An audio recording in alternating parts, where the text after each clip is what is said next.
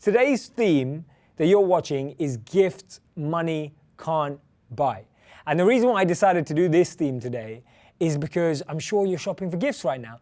Let me know what you think is the best gift you've got someone this year. Let me know in the comment section. It's also going to inspire a few ideas across the world. Maybe someone's last minute shopping and they need to get a gift. You're going to inspire them right now. So let me know the best gift you think you've got to give someone this Christmas or this holiday season. And let me know which gift you're expecting. Are you expecting a particular gift, right? I don't want you to be let down on Christmas Day, but is there something that you've been hinting to the people for holiday season, the lovely people around you, your family, that you're actually expecting to receive? Let me know in the comment section as well. I want to know what gifts you think. Time is definitely one of them, right? You've already been talking about time, love, kindness, etc. These are all gifts that we have in our life that money can't buy, that we experience that money can't buy. Now, I was doing some research just to give you some background, some context. I was looking into the psychology of gift giving because I'm really interested. Why do we give gifts? And why do we receive gifts? When do we feel happy about gifts? And when do we feel sad about gifts? How many of you have ever had a gift and you received it and you thought, God, why did someone get me this? So we're in gift season, and I did some research that shows that shoppers say that in 2016, they plan on spending an average of $929 on gifts. Right? An average. Now, 55% of do us Christmas shopping in the internet, 36% of us still use catalogs, right? Loads of catalog shopping. And two of the most popular gifts, right? And I've not been paid to say this, I was doing some research. Two most popular gifts at the moment for Christmas are Amazon Echo and Google Home, right? Top of the list, raising that average. So I read this quote, and you've probably heard and read these quotes as well. And we hear that the best things in life are free. We also hear that you can tell how rich you are by counting the amount of things you have that money cannot buy. And today, because we're in gift season, because we're in expenditure season, because we're in that season of gift giving, gift taking, and it's all about the gifts, I wanted to talk about the gifts that we often miss, right? There are so many gifts in our life that we miss. Gifts money can't buy, and because we can't buy them in a shop, because they're not packaged in a certain way, because they don't come in a certain box, we miss them, right? They're gifts that we don't always see. Now, a study in 2005 found that 4 out of 5 Americans think that the holidays are too materialistic, right? Which can often stop us from buying and sharing gifts. But the interesting thing I wanted to do today was talk about the psychology of gift giving. So psychologists say that the gift giver is actually the one who reaps more benefits than the one who gains the gift. Actually, the art of giving with the right intention, wanting to make someone happy, wanting to express love, wanting to express how you feel, whether it's a big gift or a small gift, that act of giving does more good to the giver than it does even to the person who receives. And that's why we know that money can buy happiness when you use it on other people, right? When you spend money on other people. I was sharing research in a previous session where I talked about how actually the people that spend money on other people are happier than even when they spend it on themselves. So the gift-giving psychology that we have is actually really, really powerful. It's just when we get lost in how much we're spending, the amount we have to give, we kind of get more stressed out by the amount we're giving than the quality of giving. Right? The intention of giving, the love of giving, the kindness of actually giving. So it's not about stopping giving. I'm not talking about not giving gifts. I'm talking about recognizing gifts in our life that we would miss because we don't find them on Amazon. And also recognizing that the gifts you give to others can be beyond monetary gifts. There's plenty more gifts that we have in our life and that we can give to other people as well. Judith, Jay, what would be your ideal gift to get and give? Well, that's a really good question. I think giving people your time, I think time is one thing. I think for me, it's giving people belief, right? Giving the gift of belief or encouragement or inspiration. That really excites me because that's going to be a gift that they'll hold on to for much longer. Now that feeling, that emotion, that experience may be packaged as a book. It may be packaged as a letter. It may be packaged as food, right? Whatever it is. But it's the intention of giving that I'm really excited by. It's clarifying that intention of why you're doing what you're doing.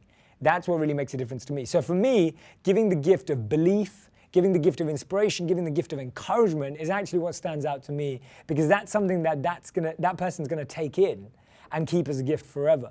So you've almost given an internal gift, a gift that has no has no sell-by date, a gift that doesn't go out of fashion, a gift that doesn't trend. Now, I bought myself a materialistic gift, but I use that gift to do the work I'm trying to do. So I bought myself a gift this year.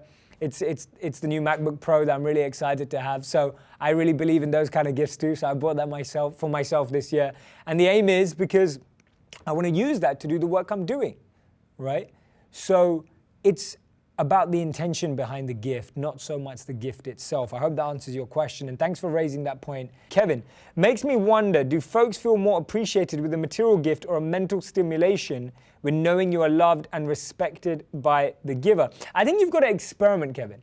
I think some people do want the material gifts, but to some people, the material gifts are always an expression of a deeper emotion and sentiment. So the reason why people want material gifts is because it makes them feel like you recognize them. It makes you feel like you thought of them. And so sometimes the sentimental, emotional, smaller gifts, they're great, but it's figuring out what works for that individual. But notice that it's always an emotion that's triggering the desire for any gift. It's rarely wanting the material thing itself. Most people could buy the gifts that they get, right? Most people could buy the gifts that they get. So it's not so much about that. Gerald, how do you deal with people that are unappreciative of the gifts they receive? Well, Gerald, we can't change the way other people receive gifts. We can only change the way we receive gifts. So first of all, reflect if you've ever unappreciated a gift, right? If you've ever felt that way about gifts you've received, and ask yourself, why did I feel that way? Right? Why did I feel that way? Is it because I didn't feel the person thought about me? Is it because I didn't feel the gift was right for me? And notice that the other person may be experiencing very similar things. So actually, we can't change the way people receive gifts. We can only change the way we receive gifts and give gifts. So if we can give gifts that are more conscious, more mindful, more intentional, that's going to make a difference in someone else's life. That's actually going to work through. This is what the psychology behind gifts. This is what research shows. We give gifts because some people give gifts because it's about prestige and competition. Can I give better gifts than anyone else, right? When people open up their gifts, are they going to think I gave the best gift, right? It's that competition and prestige. That intention, because of its lack of purity, because of it being motivated by wanting to be better than someone else, wanting to defeat or beat someone else, it loses that effect. Right? And it's also disappointing to you when someone gets something smaller than you gave and the person's really happy about that gift versus this big effort you went through. When your motivation or your intention of gift giving is pride, competition, ego, and prestige, and then someone gets happy with just a box of chocolates they got from someone else, that's going to let you down. So definitely purify, refine that intention. The second psychology of success is that we've seen in genders that men and women who are more generous are actually ones that are rewarded. They're more successful. So naturally, we feel that the more we give, the happier we'll be in our community, the happier we'll be in our family, the more we'll be recognized, the more we'll be noticed. That's another psychology. And the third psychology is actually what we realize, that when we're giving it, we feel more empathetic, we feel more caring, we feel more happy, and we feel like better people, right? And beyond all of that, there's the gift of giving and just realizing that actually we're not giving anything, we're just sharing what we have. And that if we have a privilege, we have an opportunity to have something, to give it away is actually one of the most beautiful things we can do. So as you can see, there's various levels of gift giving. And the aim is to constantly refine our intention, because if our intention isn't clear, if our intention isn't pure, then actually we end up feeling the most pain in the long run. We feel more disappointment, we feel more resentment, we feel like we spent too much money. When actually if we refine that, we can actually get great joy in giving freely and giving to the people around us. Nats, yeah, that's your question. Is it right to feel bad when you don't have much budget for gifts? Not at all. And that's the point I'm getting to, that the intention of gift giving, you can give the most conscious, simple, affordable gift to someone, actually which costs absolutely nothing, without having a big, and you don't need a big budget. You don't need to spend lots of money to make someone happy, to have that impact on them. So don't feel that way at all. That's why we're talking about the gifts that money can't buy. Money can't buy love. Money can't buy kindness. Money can't buy that moment when you remembered something about someone, brought that back into a gift, a card, even a note that you wrote to someone. That will leave a lasting impact, right? Giving people encouragement, belief, etc. Rebecca, my relationship with my sister has been rocky as of late. She surprised me with The Universe Has Your Back in the mail. That was a book by Gabby Bernstein, who I interviewed earlier this year. It wasn't so much the book, but the fact that she thought of me and reached out to me like that melted my heart. Exactly, that's all it takes, right? That's all it takes. We're people who are melted by acts of kindness, right? So here we go. Here were some of the thoughts. So these were 9 or 10 ideas I have of gifts we miss, gifts that money can't buy that we miss. The first one is recognizing in your life the people that give you an honest opinion. That's a super amazing gift. They may not even be people you like. They may not even be people who love you. But the people that give you an honest opinion, and you know that actually when they say something, they mean it, and you value that, that's an awesome gift to have in your life, right? And it may not always be easy to hear. It may not always be easy to digest, but that can be a phenomenal gift. So I want you at this moment to write down under each of these things I give you, the name of a person, the name of a moment, the memory, the thing, whatever it may be, that makes you connect with that. So think of someone in your life who gives you an honest opinion, even when you don't like it, but you know that at least they're honest. You know that they have that skill, they have that quality, right? This is a gift that we often miss, right? This is a gift that we often miss. So it's definitely something to keep in mind. The second thing is think about someone who supports your dreams. And often this doesn't have to be a family member or a friend or even your partner. And this is the place where we get lost. We spend so much effort and energy wanting the people that are right around us to support our dream that we forget that there are so many people out there who'd actually be willing to if they get inspired by it. And we're looking for support in all the wrong places. We look for support in our families, we look for support in our friends, we look for support in our partners. And that's great, and it's natural to have it in those places. But if you don't write off the fact that there's someone out there who supports you. There's a great real story about Charles Plumb who fought in the war. And I think I've told this story before, but if you haven't heard it, it's powerful, and I definitely recommend looking it up. But Charles Plumb, who was fighting in the war, he was sitting at dinner one day, many years after the war, and one gentleman came up to him and said, you're Charles Plumb, right? You're the fighter pilot. And Charles said, yes, that's what I used to do. And this man said to him, he said, oh, don't you remember me? Charles Plumb couldn't remember this guy. He said, who are you? And he said, oh, I used to pack your parachutes. And Charles said, oh my God. So he started thinking through every person who'd ever packed his parachutes, and he realized he remembered none of them. The amazing thing is that on his last flight, the only reason why he was saved in the war, this is a true story, is because he opened his parachute when his plane crashed, right? He opened his parachute. And he was thinking, how many times have I forgotten this? That night he went home and he's thinking, oh my God, I can't even remember this man who used to pack my parachutes, but I'm only alive because of him. And therefore, when he speaks now at seminars and conferences, he always asks people, think about who's packing your parachute. That person you miss, that person you don't notice, right? These are gifts. We've all got people out there who are supporting us, right? Who are making a difference that we actually miss. Think about who is packing your parachute that you miss. Number 3, someone who makes you laugh, right? That's a gift that money can't buy. Someone who makes you laugh. Now, if you have to go out and buy a comedy show, whatever it is, to make you laugh, that's cool. But we all have someone in our life that makes us laugh, right? Someone that makes you smile. Someone that makes that difference in your life, adding humor, adding that fun, adding that enjoyment in your space, right? A gift money can't buy. Just recognizing these things is such a powerful way, right? Number 4, this is something that I really wanted to talk to you about, is having a positive attitude actually costs no money at all. Now, if you look online, there's tons of positive videos, there's tons of positive messages, there's so much great energy out there in this space that you don't even need to spend a penny, right, to give the gift of a positive attitude. One video of 1 or 3 minutes can make someone feel different, right? There's so many free courses, there's so many free sources. On my Facebook page the other day, I shared like 25 websites that provide free learning across the internet. Right? It's incredible how much is there to learn out there. And that's why I really recommend that you defeat your negative thoughts on paper. Don't try to defeat your negative thoughts up here. They're strong up here. You know where they get weak? They get weak on paper.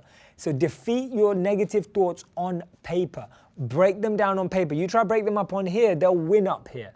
But you'll win when you break them down on paper. Do that. Take those negative thoughts, completely defeat them on paper, and replace them with positive thoughts on paper, and transfer them up here as mantras, as focuses, things that you can take into the new year. Number 5, this is one that I really recommend. I will be doing a session on New Year's resolutions next year. I know a lot of you have been asking for that, so I promise to do that next week. But one of the things that I wanted to talk to you about today is finding a mentor and a guide. It's something else that costs no money, all right? Finding people around you, people that you know through your network, etc., choosing guides, asking people to guide you, asking people for advice. I don't mean every day and I don't mean every week. I just mean now and again, right? Gifts money can't buy. Finding people that you can look up to, that you can admire, and asking them questions, right? Asking them really powerful questions and actually implementing it. That's the gift that you can give that money can't buy as well. One of the greatest gifts you can give someone is when they've given you some advice that's powerful, that you follow it. That's actually all they're looking for, right? When you follow people's advice, that's a great reciprocation of a gift, something I definitely recommend trying out. Number 6, a great gift that I recommend giving yourself and a great gift that I recommend giving other people. Notice how far you've come and notice how far others have come. When you take the time to observe how far someone's come on their journey and you actually share that with them, it's mind-blowing how much of an effect it will have on them. Do you know, just telling someone, oh, you know, I remember a couple of years ago that was something you were struggling with and now you're like flying with it. Do you know how much that does to their belief, their courage, their empowerment, their encouragement? These gifts of belief, of love, of inspiration that you can actually spark into someone's life, that can be a catalyst in their life for greater change, is something that no one can take away from them. But it is something that you can give. And that's why I really recommend it, because that gift is a gift that they can pay forward to someone else, which means that you're not sparking or giving one gift. Throughout your lifetime, you will have given 100 gifts as that gift gets passed along more and more and more. Just think about it for a moment, right? These aren't just great words. These aren't just interesting insights. These aren't just quotes. These are real things. If you give a gift to someone and they keep it, that's nice. But imagine you gave a gift to someone that they could give away 100 times without losing that gift for themselves. It's incredible what's possible. But won't people expect a physical gift? That's the interesting thing, Linda. People may expect a physical gift, and therefore your intention may take a physical form. But notice that your message of explaining that gift is likely to have such more of an impact on that individual than the physical gift itself. That's something that's remembered, right? Everything else dies with time. Most gifts die with time, right? But the gift of all these things like love, belief, empowerment that we're sharing don't die with time. It's great to have so many of you tuned in online right now. I'm going into number 7. This is a gift that I want you to give yourself this Christmas and to someone else. It's the gift of curiosity and trying new things, right? It can cost something if you're trying a totally new thing, but actually there's so many things out there now for free, so many experiences, so many events, so many meetups, so many groups where you can experience something, try something new for free, at least the first one of them, right? And I really recommend that, giving people an experience, taking someone somewhere, right? Going outdoors, working with them on a new project, trying new things. This gift of curiosity is one that is often missed. And it's a beautiful one because anytime I've tried it out, it's always resulted in me learning something new. And whenever you're learning something, that's a massive gift, because that again stays with you forever. That's the interesting thing. The gifts that money can't buy last a lot longer than money, right? Anything that money can buy runs out. It needs to be updated. It needs to be upgraded.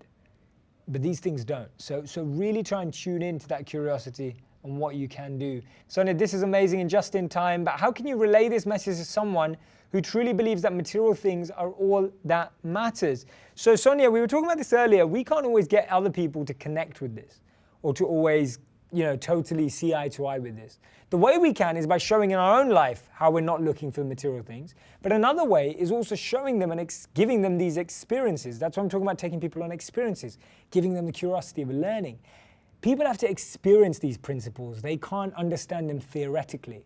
See, if we're told experiences work, like I'm telling you today, you won't get that. But if you go out there and live it and you experiment with it, then it will become reality. So we've got to gift people experiences, not gift people with theory. If you're just giving people rules and theory, eventually they'll get bored. It won't connect any longer. And this gift I love because it costs you nothing, it costs the other person nothing. And I believe that each and every one of you have this gift. And it may be someone totally random in your family. This may be something you share with an elderly person in your family, a young person in your family, whatever it may be. And this is the gift of teaching someone something new. Just take a moment. If it's an hour, half an hour, 5 minutes of your time this holiday season, take time to teach someone something. I guarantee you, you know something that someone in your family or friend circle doesn't know but would benefit knowing, right? It may be teaching your grandparents how to send an email, how to use a new app on their phone. It may be teaching young children an old game that you used to play during Christmas. And yes, they may want to play with their PlayStation or whatever it may be, but just dragging them back and actually showing them something else. Teach someone something that you know that they don't already. It's a phenomenal experience. We're all sharers, we're all givers, we're wired for generosity. And when we can be generous and share the gift of a skill or sharing the gift of just a simple thing, as using an email, using an app, whatever it may be, just that can have such an impact on others and an impact on us as well. Teaching is one of the most rewarding things in the world. It costs us nothing, it costs the person nothing, and it's something that we can share very, very easily. How do you spread a larger perspective of this sort of giving, Shetty? Well, I think it starts from one person in the family. One person in the family goes, guys, we're only doing Secret Santa this year with $10 gifts. You know, that's one way. Another thing is actually we're going to do a whole new gift series this year, which is only meaningful gifts, right? All it takes is one person in every family, every community, wherever you are, start locally, start small, to start injecting this thought. And that's why I'm starting with all of you. There's over 1,000 of you online right now, right? Imagine if 4,000 people today tuned in right now. Imagine all of you started meaningful gifts during the holidays. And the next gift you can give is a gift to someone else outside of your zone, right? Volunteering, gifting people who may not even have the things we do. Going out there, taking that step out there to give that gift. Imagine families would go out together to do something like that every holiday season together as the gift. And I guarantee you, it will bring much bigger bonds than even sitting in a dinner table together. It will bring much bigger bonds than just spending time together. When you go out there and make a difference in other people's lives, it will make the biggest difference in your life, right? It's incredible what it can actually do when you take that step. We don't recognize it because we just haven't been trained that way. We haven't been wired that way. We've limited it. We've closed off our connections. We've closed off our understanding. We've started believing that just being with loved ones and spending that time, but actually being with loved ones, giving love, will actually result in a greater love between you all and for the world itself, right? That's actually what it's about. That at the heart of it, that service to others piece together will make you closer to the people you love. It will make that time better with the people you love. It will win over the kids that you can't seem to connect to because they're too glued to technology. It will reconnect the older people in the family who feel disconnected. It will make you feel more satisfied as well. Some of my best relationships, actually, all the friends I have today are people that I've done service with. They're people that I've done things with to make a difference in the life of others. And I have such strong relationships with people that actually when I reflect on it, I've never even been out to a restaurant with. But we've worked on tons of projects for many, many years trying to make a difference in the life of other people. It's a phenomenal, phenomenal relationship and connection and bond that you build with people. Look out on my Facebook page for ideas and what I'm up to at JShettyIW, and also give a like to the HuffPost Rise Facebook page so that you know every time I am live. I've got so many exciting things for you next year as well that I'm planning. 2017 is going to be incredible for all of us. This year has been an experiment of growing a global community of conscious change makers. We've done that, right? And we'll be on to bigger things next year. So thank you so much. Have an amazing day. Have an amazing holiday weekend. Have an amazing holiday season, and I see you next week. Take care, guys.